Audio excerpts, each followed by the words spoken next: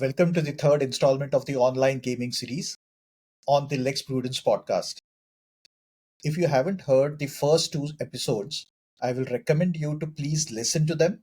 And I'm sure the third episode after that will be even more interesting as you will have some background of what we are discussing on these episodes. Hello, all of you. My name is Amol Apte, and this is Lex Prudence podcast.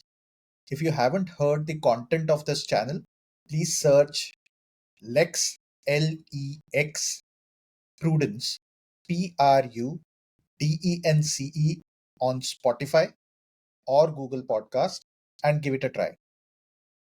There are some old episodes that I have shared on certain interesting legal issues and topics, and I'm sure you will enjoy them.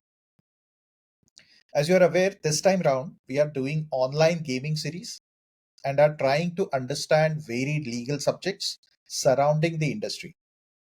In the past two episodes, we have tried to understand the different types of online gaming in India and then touched base with the first and the most important issue, that is legality of online gaming in India, in the second episode. In this episode, we will try and touch base with certain other legal issues around the online gaming industry. So, without any delay, let's just get into it. The first and the foremost area of law that concerns the OG or online gaming industry is tech law. Now, the first piece, when we say tech law, the first piece of legislation that comes to mind is Information Technology Act. And then along with it, the other piece of legislation that comes to our mind is data protection, or the DPDP Act as it is called now. Since we are discussing about online gaming as an industry, the Information Technology Act becomes one of the most important pieces of legislation.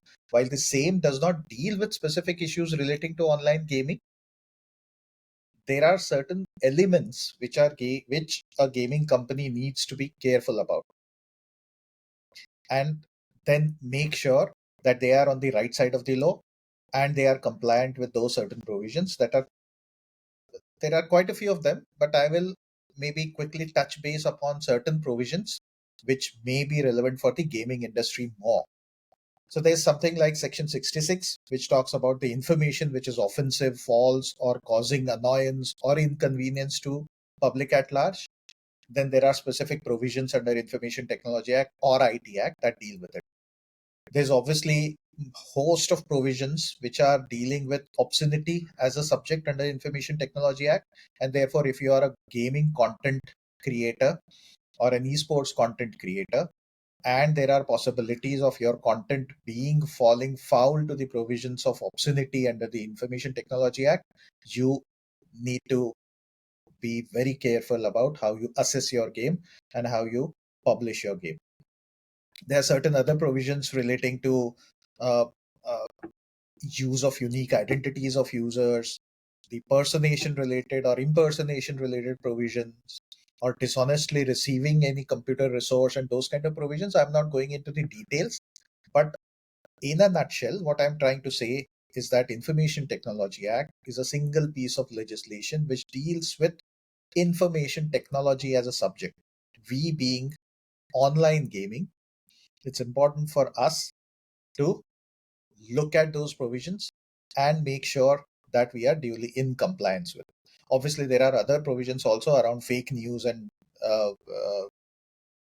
larger provisions which are like threatening unity and integrity of India and those kind of subjects, which usually deal with fake news, etc. But then we have to make sure that we don't fall foul to any of those provisions. So that's first piece of legislation that we are looking at when it comes to the tech laws in the online gaming industry or an online gaming space. The other piece of legislation or other most important piece of legislation, which is a hot subject right now, is DPDP. What is DPDP? DPDP is the new avatar in which the Information Security or Data Protection Act or Data Protection Regime has been released in India. What is the full form of DPDP? It's Digital Personal Data Protection Act, 2023. It just came in the month of November 2023. What essentially this act has done is narrowed down the scope of the larger data protection piece to digital personal data protection. So it applies to the data handling, sharing, processing, etc. in the digital world. We being online gaming companies, it obviously applies to us. Now, there are about 26, 27 odd sections under the Act, and about 18 odd sections provide rule making power to the government, and the rules are still to be notified. But the Act is in force as of today. And what's more important, or what's more uh, key or necessary piece of information, is that the provisions under this Act are quite stringent. The penalties under this Act are very, very stringent. They go as high as 250 crore Indian rupees. And therefore, for all the companies, it's essential to look at their data collection processes, data processing processes, and all that they do with the user data. Now, just to dive a little deeper into this subject, and while we are discussing the subject of DPDP in detail, not in detail, in brief, but to get a better understanding of what this DPDP is, it actually deals with the subject of data protection through 3 or 4 major concepts. Now, what are those major concepts? First, data principle. Whose data principle? The person whose information is being shared. 2, data fiduciary. Someone who is collecting that data, storing that data, and using it for certain purposes. That's your data fiduciary. 3 is data processor. There may be data fiduciary itself who is processing the data also, but there may be third parties who are being used to process that data. And therefore, this concept of data processor also becomes important. The liabilities or the obligations of compliances are much higher on the data fiduciary than the data processor. But if you are a data fiduciary as well as data processor, then the obligations will increase manifold.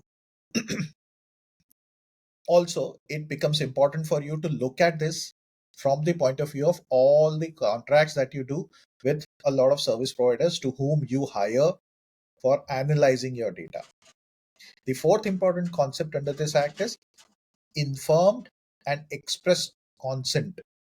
So now the the concept of implied consent by the user is no more in existence. This act necessarily asks you to take informed and express consent from the user. What does it mean? The user has to be informed about what is the data that is getting collected, why it is getting collected, for what purposes this data is going to be used for, and then seek an express consent for all of that. If that process is not followed, you are obviously in breach. So again, it is important for you to look at all your product flows and product features and all data entry points from where the data is flowing into the company and see whether the consents are taken or no. The other thing that it talks about, or the major concept that it talks about, is the consent only for data that is required to be provided by the user for rendering of services. So now if you are collecting some data which is not important for you to provide the services per se, this act puts certain conditions or embargoes around that. So you have to be very careful as to what you collect, and how you take the consent.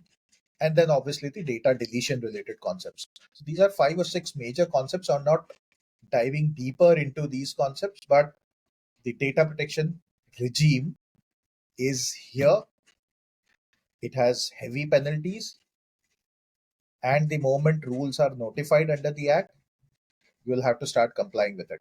It's time for you as a gaming company or a gaming operator to at least start doing those assessments to see where do you stand in terms of compliances on data protection or digital data protection regime, DPDP Act.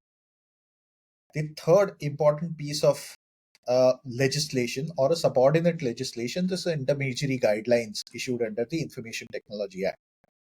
Now, intermediary guidelines under Information Technology Act were introduced with two key objectives in mind. Now, what are those two key objectives? A, to provide a safe harbor to the entities which are acting merely as an intermediary. Now, what does that term intermediary mean? When the job of a platform is merely to bring transacting parties together and do certain things for and on behalf of those transacting parties, then that platform becomes an intermediary. Let's take an example of an e-commerce platform, which is a marketplace. What does that platform do? Brings buyer and seller together. And then those two entities are transacting on the platform. There are certain activities, obviously, the platform is doing, but those are done for and on behalf of the transacting entities. Now, therefore, it was identified that because platform is actually not doing the main job here, but is just bringing two entities together, there needs to be some sort of a safe harbor provided to them so that they are not held responsible for the acts of these two transacting parties. That's the first concept because of which the intermediary guidelines were released. Now, what is the second concept? The second concept is that when you are allowing a safe harbor to the entities to take as a defense against certain liabilities under Information Technology Act, you need to also create certain guidelines and guardrails which a platform needs to take. You create a governance structure so that only those entities which are duly following the governance structure and the guidelines and following the guardrails will get the benefit of safe harbor. That's the second concept. So first, a safe harbor needs to be given to somebody who is just a platform allowing transacting parties to transact. To that platform, in order to be able to get the benefit of safe harbor clause, needs to follow certain defined guidelines or create certain defined guardrails. And that's when they'll be eligible to get the safe harbor protection. Now, when we talk about these guardrails and guidelines, that's where the concepts of UGC, which is user generated content, then content moderation, then significant social media intermediary, then the right to be forgotten, etc., come into picture. All these are the uh, concepts introduced by intermediary guidelines issued under the Information Technology Act. And I'm not delving deeper into it, but if anybody needs certain information around this subject, they can write into me and I'll try and answer as many queries as possible. So one needs to go through these guidelines from the point of view of assessment of the platform to see and make sure that you have the safe harbor available to you, because you are a gaming entity and what you essentially do is to bring two gamers together or two or more gamers together and allow them to participate on the games. Obviously there are certain things which you do originally for them, but then to the extent of the gaming activity only, you are an intermediary platform. So do that assessment and make sure that you have the safe harbor protection available to you. And the second thing that you need to do is to make sure that you are following all the guardrails or the guidelines prescribed so that that safe harbor protection remains available for you. So these two things are very important for you as a platform to do to make sure that you are duly protected under the law and from the stringent provisions of the Information Technology Act. Now, the third important piece in this tech law space is the amendments to intermediary guidelines, especially issued towards the online gaming industry. So last year, in the month of April, to be precise, on 6th of April 2023, an important amendment to the Information Technology Act, Intermediary Guidelines and Digital Media Ethics Code was brought in. This was one of the most important pieces of legislations for the online gaming industry. And why? Because it kind of gave a legal recognition, it kind of defined the governance structure to be followed by online gaming intermediaries. That's how these guidelines call the gaming operators. Then brings in certain provisions for user protection and such other important areas which are very very critical for any fast growing and disruptive industry. And therefore I'm saying that this was the one of the most, if not the most important pieces of legislation that has come into picture for the online gaming industry. Now the key changes that were introduced to the intermediary guidelines through this amendment was a, and I'm just narrating few key amendments, I am not talking about all of them. So a, or the first one, is introduction of self-regulatory body SRB mechanism for better regulation of the industry. It's recognized that the industry should ideally be self-regulating itself. While there are guardrails again and guidelines prescribed under this amendment guideline, but the job of SRB will be to making sure that industry follows it in letter and spirit. So that's the first important piece that was introduced. The second important piece that was introduced in these amendments was introduction of concepts like online real money game. So now the RMG that we discussed in the first episode gets its legal definition. It also defines permissible online game. So the word permissible would indicate that there is some mechanism prescribed under these guidelines because of which a game becomes permissible online game.